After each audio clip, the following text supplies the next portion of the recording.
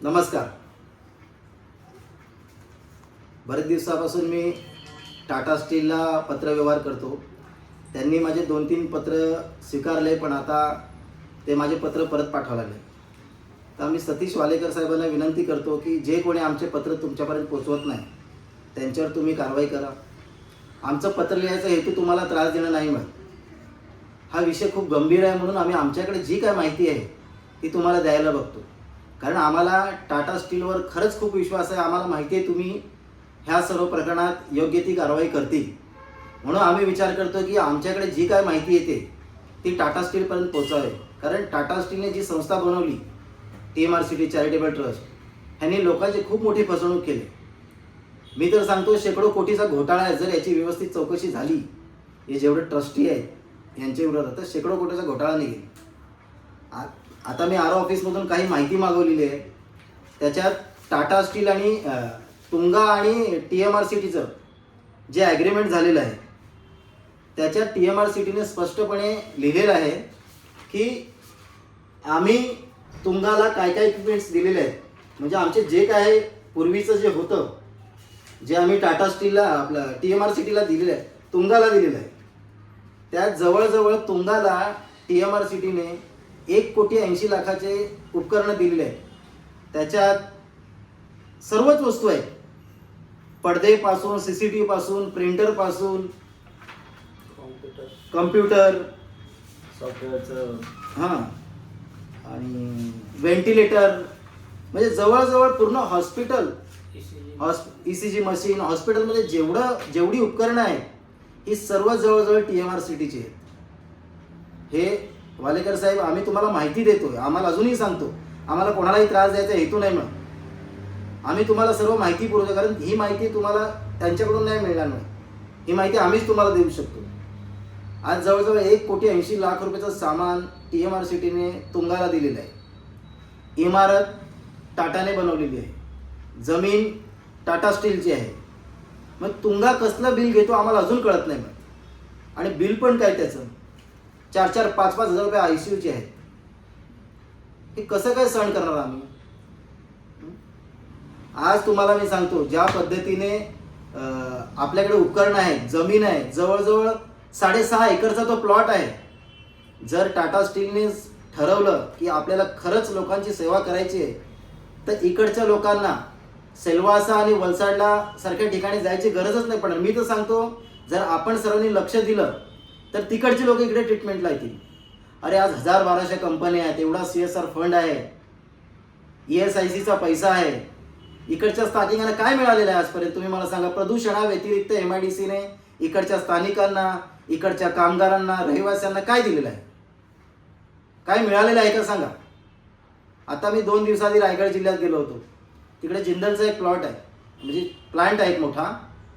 त्यांनी एक CSR फंडमधून जी कामं केलेली आहेत ना, ती सर्व त्याने कंपनीच्या बाहेर बॅनरवर लावलेली आहेत. नाही, आपले MIDC वाले का नाही करत आहे? आज इंडस्ट्री ठीक आहे, इंडस्ट्री इथे आली, इथे लोकांना रोजगार मिळाला, सर्व मिळाला, पण तुम्ही त्यांचा आजही अधिकार मारत आहेत. आज इकडच्या लोकांनी, स्थानिकांनी जमिनी दिल्या, अख्ख्या देशातले लोक येऊन इकडे काम करतात, रोजगार मिळाला आहे, पण तुम्ही आजही त्यांना जे पाहिजे ते देत नाही. मग वापरा ना, CSR फंड वापरा, तुम्ही लोकांच्या सेवेसाठी वापरा. आज काही दिवसापूर्वी DC कंपनीने डायलिसिस मशीन दिल्या TMRCTला. TMRCTने DC कंपनीने चेक केलं का की आम्ही दिलेले डायलिसिस मशीन आता आहेत कुठे? आता ते धंद्याला लावलेले आहेत तुंगाने.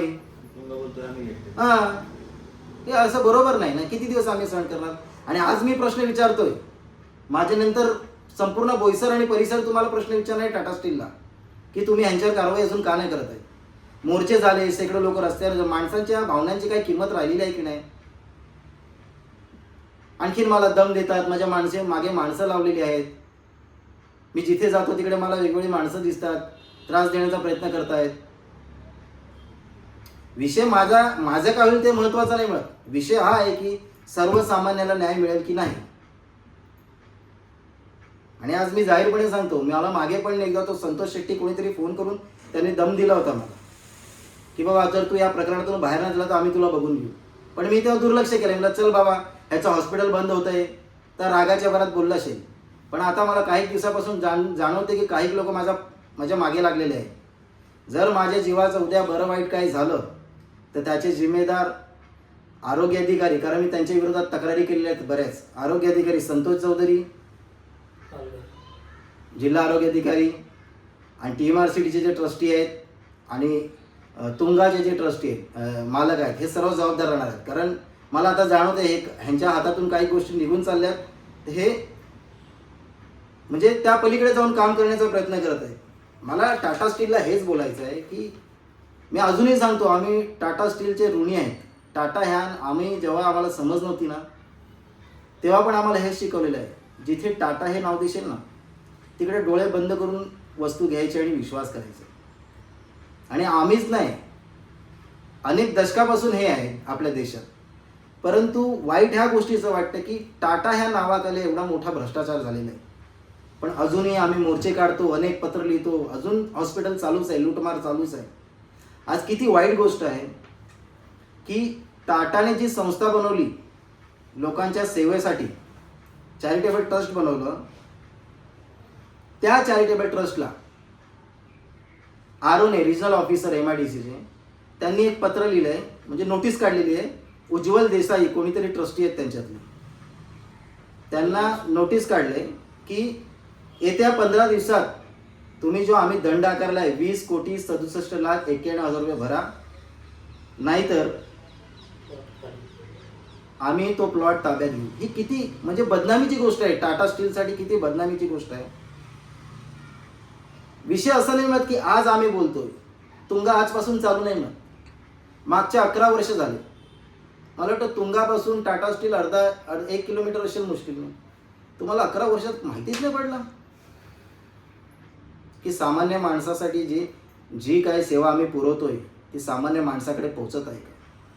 आणि त्याचे बिल तुम्हाला दाखवेल. हे बघा, हे बिल एवढ्या लोकांनी माझ्याकडे कंप्लेंट केलेली आहे, हे सर्व लोकांनी बिल दिलेले आहेत. त्याच्यात MLC सारखे चार्ज लावले. सेवा तर सोडूनच द्या तुम्ही, सेवायचा काही विषयच नाही. मग यांनी अक्षरशः MLC चार्ज लावून लोकांना लुबाडलेलं आहे. 4,000, 5,000 रुपये ICUचे. हे कसं काय सामान्य माणसाला परवडेल.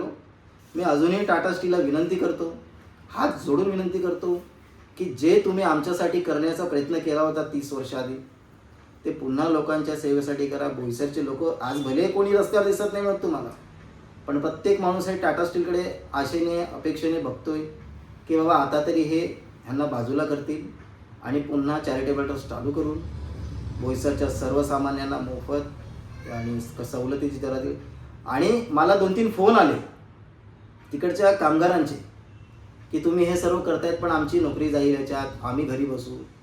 हे बघा, मी तिकडच्या सर्व कामगारांना एक माहिती देतो, विनंती करतो की मी पण तुमच्यापैकीच एक आहे.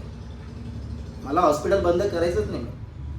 मी आजही सांगतो तुंगानेच हॉस्पिटल चालवावं, पण त्याचे जे रेट आहेत ना ते त्याने 25% करावे. जिथे तो ICUचे 4,500 घेतो ना, त्याने 1,200 रुपये घ्यावे. जेवढे पण त्याचे चार्जेस तो लावतो त्याने 25%वर आणावं. आम्ही विषय संपवतो. आमचा एकच हेतू आहे की सर्वसामान्यांना योग्य तो उपचार मिळावा आणि तुमच्या नोकऱ्या तिथे. आम्ही अजूनही सांगतो तुंगा बंद नका करू किंवा TMRCTचं हॉस्पिटल बंद नका करू. आज TMRCTकडे जमीन आहे, हॉस्पिटल बनवलेलं आहे, जवळजवळ 1,80,00,000ची उपकरणं हे चॅरिटीमधून आलेले आहेत, TMRCTकडे आहेत. मग तुंगाचं काम काय, फक्त बिलं घ्यायची. अजून तर आम्हाला ही पण माहिती काढलेली आहे, आम्ही 2-3 ठिकाणी पत्रव्यवहार केलेला आहे की TMRCTला इकडच्या डॉक्टरांसाठी कुठून पगार वगैरे ते येत नाही. ते पण आम्हाला आता आम्ही माहिती मागवलेली आहे, बघू पुढे येते. तर आम्ही हात जोडून विनंती करतो टाटा स्टीलला लवकरात लवकर सामान्य माणसाला न्याय मिळवून द्यावा. आणि इकडचे स्थानिक आपली प्रतीक्षा करत आहेत. जय हिंद, जय महाराष्ट्र.